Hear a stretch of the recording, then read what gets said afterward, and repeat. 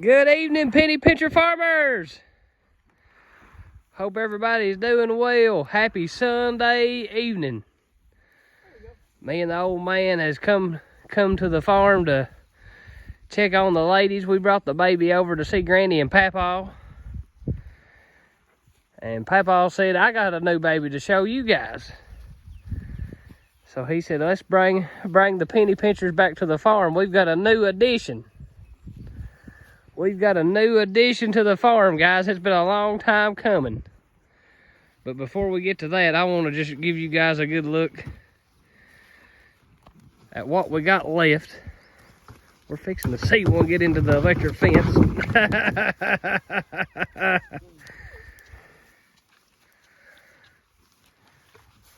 That's good, though. That works. That's good. That's extra training. That's all right. That won't hurt nothing. I'm going to step over it to see if I can keep from getting in it myself. Now I'm going to scoot the... Watch out, girls. See if I can't scoot this away from the fence a little bit to keep that from happening. Sorry, guys. Bear with me. There we go. So, guys, we're still here in the barn field. I don't know what you and Dad call it. I call it the barn field for obvious reasons. But guys, this is the same field that the Sturgeon Creek heifers have been in for the last, gosh, 2 or 3 months, I guess. And guys, you sure couldn't tell it by looking at it. This right here just proves it to me, the power of rotational grazing, guys. If y'all remember, we had a line right down the middle of this field right here, just separating it in two.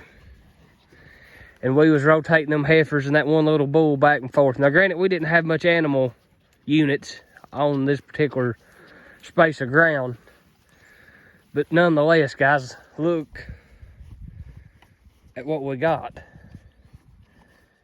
We've got Kentucky 31. We've got weeds. We've got clover. I'm looking at the clover. I'm looking through them little yellow flowers there. What's them called? I never can remember. Buttercups. Them's the ones that if you got them all over your farm, guys, you might ought to look at changing up your management practices. If you got buttercups, that's a sign of poor soil. And we know we got poor soil right here, particularly where we're standing at. But look what else is here in this particular spot. Guys, we've had cattle on this on and off since February. But we ain't just been giving them free reign of it.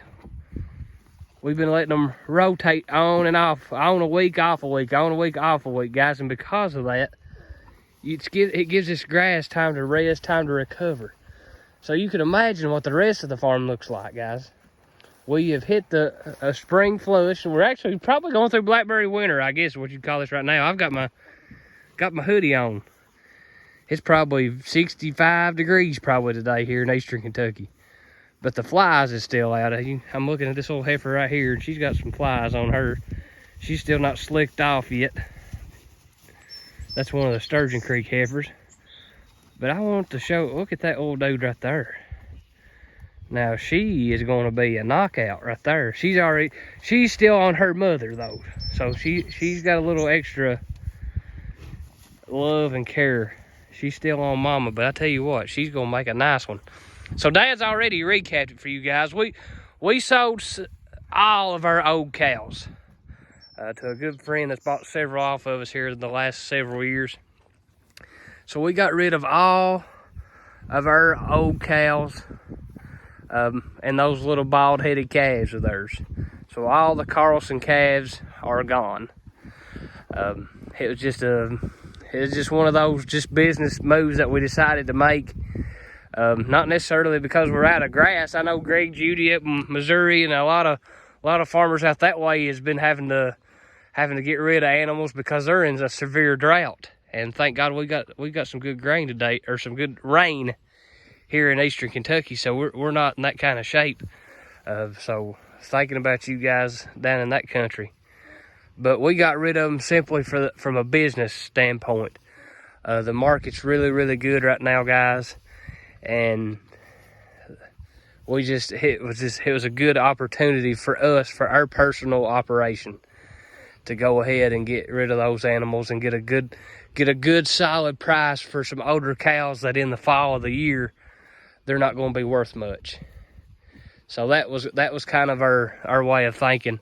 Going into this year to begin with, our plan was to breed those cows and have some good looking calves by their side and sell them. Not the fact that there wasn't nothing wrong with them, they're just old. And when you get a cow that's you know, approaching 10 or at 10 years of age, you've got the good out of them. You've got the good out of them. Now I understand that you'll have cows that gets older than that and continues to have calves and does good, and that's great. And I ain't saying these cows wouldn't, but like I say, we just made a business move to get rid of them while they was still good and productive, because we was sending them to a fellow farmer. We don't want to send them down the road and them no count. We want to. There's that calf mama. She's a good one. It ain't no wonder she looks the way she does with a mama like that. But yeah, we sell to fellow farmers 90% of the time, so we don't want to send them duds, guys. If we know we got a dud, we make dang sure we don't send that to a fellow farmer. We send that to the local sale barn. That way that they can sort through that stuff there. So there's your marketing strategy right there, guys. Don't be messing over, screwing over your friends and neighbors in the cow business. That's a good way to put yourself in a bind later on. But I wanted to show you guys this. I don't know what Dad calls this little heifer, but this is one of the 2 heifers that we've kept back this year. The first heifers we've ever kept back here at Penny Pasture Farm. We've always just bought cows and never kept back our own. But here's one of the first ones that we did. And she finally gave us a little calf yesterday, guys. And with that being said, we ruled out, this is not a Carlson calf. This is actually a calf out of the little heifer bull that we got from Papaw's farm. So out of our uncle's bull. This is out of our uncle's bloodline of stock. So this little cow had a red calf, and I am over the moon joy. I told several people, I said, if she didn't hurry up and have a calf, if she turned the right way, you could look in there and see if it was a bull or a heifer. She was getting really, really, really, really springy, for lack of a nicer word. But this is the first time I have personally laid physical eyes on it, and right here's what I want to see, guys. I want to see that little guy nurse.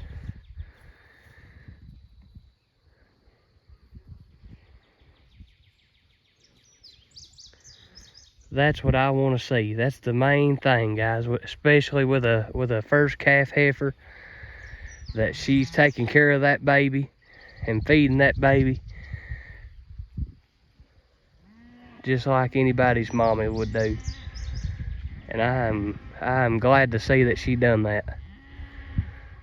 Beautiful little calf. I couldn't tell if it's a bull or a heifer, but just like it, go back in the archives, guys, and look at her old videos. And it's that last, smallest heifer bull that we brought over here is this calf's sire. And this calf looks just marked up just exactly like him. He's got the red out eyes, got the, I don't know what you call it. The mama's got the blacked out eyes, and the bull had the red out eyes. And that calf's eyes is red all the way around them. And I love that look. But she's taking him away just like, oh, sorry guys, I'm watching them and got you up in the trees. She's doing just like a good mama ought to, leading him away from me. That's a good thing, and I'm not going to chase him. I'm going to let her be a good mama and take that baby wherever she wants to take it. I'm just watching. It's a walking good. Ears is moving, tail's moving.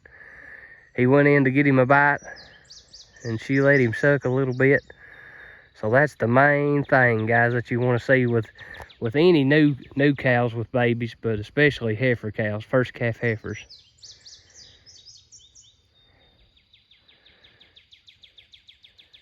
So we are super excited to see that right there, guys. I am so excited.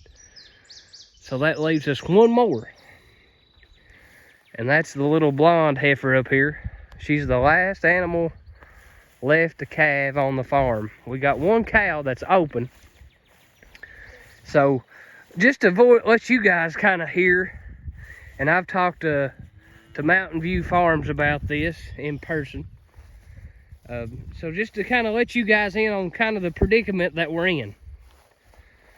So we have our two heifers that we kept back. One that I just showed you's got a baby. The other one is still yet to have a baby. And we also got 3 cows that we didn't sell, younger cows that we did not sell, that needs to be bred. One of the 3 cows, the reason she's not bred is because she calved late last year. She got out of calving cycle and she calved late. Her baby is actually the biggest bull that's in this group right here. Get up here and see if I can see him. I don't even see him.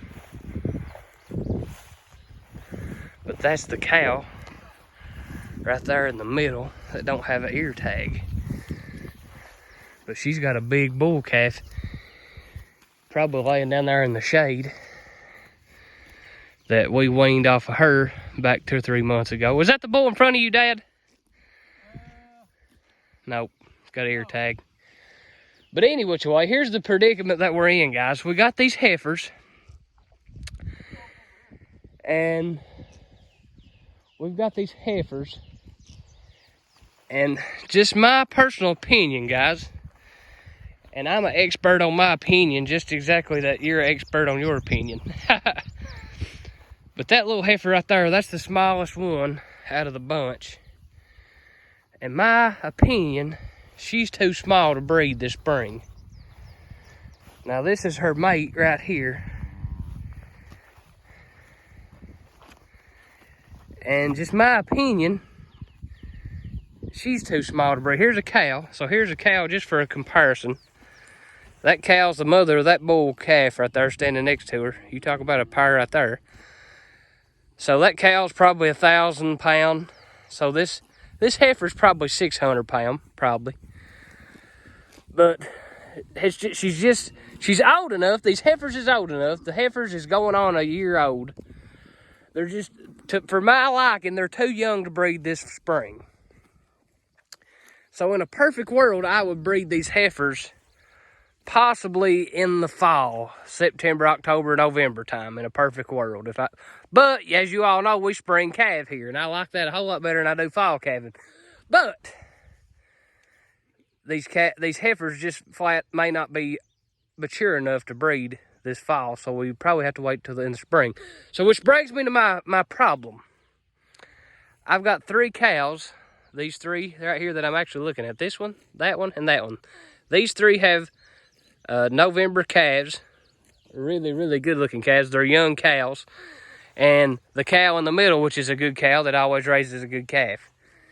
The dilemma that I'm in, guys, do we sell these cows and the calves, the pairs, which eliminates us needing to lease a bull this year in 2023. We lease our bulls, guys. We've not bought a bull in the last couple years. We found that we can get better genetics and come out a little bit ahead by leasing a bull other than buying one. So to buy a good bull, I mean, you're talking several $1,000s. To lease a good bull, you're talking a couple hundred. So that's kind of the approach we've been taking. But anyway, guys, that's we're kind of debating, throwing back and forth. Look over here at the deer, guys. You talk about just a beautiful spring day here in eastern Kentucky. Look at them deer come out over there in that grass over top of their head. So our dilemma, guys, long story short, do we sell our cows and buy back some yearling heifers to match what we got? Or do we go through the trouble of leasing a bull to breed essentially 5 animals? These 3 cows and the the 2 first calf heifers after this one has its calf. Which stands the chance of us having to, we'd have to separate this herd and put the heifers in one lot and the cows in another lot and separate them and go through all that trouble. So, just asking for everybody's opinion out there, guys. Drop us a comment, let us know what you guys would do if you was in our situation. These cows that we got are really young, good cows, baby raisers. And the heifers that we got, guys, right there's one of them. I mean, good Sturgeon Creek genetic heifers that I hate to get rid of too, or we'd have done got rid of them. So we're in a good we have good problems. If there's any such a thing, we have good problems. So the first thing we're going to do is not complain. We're just going to figure out what's best for our operation, guys. This is called management. This is something that you have to think about when you get in the cattle business, guys. Management. You don't do the Columbus method and buy them and turn them loose and go back in the fall and try to find them again. But you guys drop us a comment, help us out. That's why we ask. We don't got it all figured out. We ask and we talk around to our neighbor friends and farmers, and we ask them questions and their opinion all the time because we value other people's opinion. If you think you're right all the time, that might be a good sign that you might not be as right as you think you are. But happy Sunday, guys. Beautiful day here in Eastern Kentucky. Beautiful day. Grass is growing like crazy. Got some good rain today, and that won't do nothing but help. But this is Penny Pincher Farm.